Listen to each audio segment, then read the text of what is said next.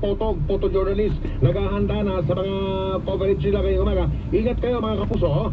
Ang sabi ni Mon Samson naman na bulletin, palagay niya, itong lumutang na Nestor Punsalan, dun sa NBI mga kapuso, yung nakuna ng CCTV na malinaw, na nakipagsuntukan, motorista po ito, hindi pa na kontento, bumalik sa kotse, paglabas may dalang baril, binaril yung kasuntukan na nagbibisikleta.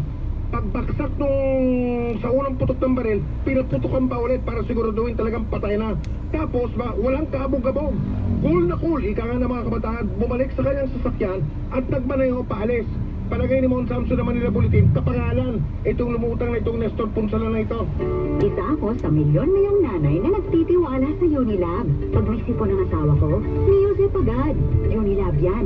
At para makatulong sa pagtibay ng resistensya ng mga bata, silin araw-araw. Unilab yan. At pag ako naman ang tinamaan ng sakit ng ulo, Biogesic lang. Unilab rin yan. Iilan lang yan sa mahigit na 1,000 produkto ng Unilab. Kaya pagdating sa kalusugan, ito ang pinagkakatiwalaan ko. Unilab yan. Trusted quality healthcare.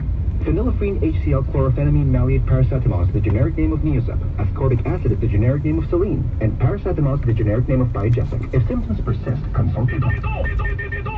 Ito ang sama-sama nating pagiging saksi sa Double B. Nasa linya natin ang telepono si Emma Loristo na Metro Base ng MMDA. Traffic po sa EDSA northbound. Baliktad, hindi po yung southbound na patungong direksyon ng Cubao at Makati, yung pong patungong direksyon ng North Ed sa mga kapuso. Mula pa bago kayo umakyat ng flyover ng Timog, kung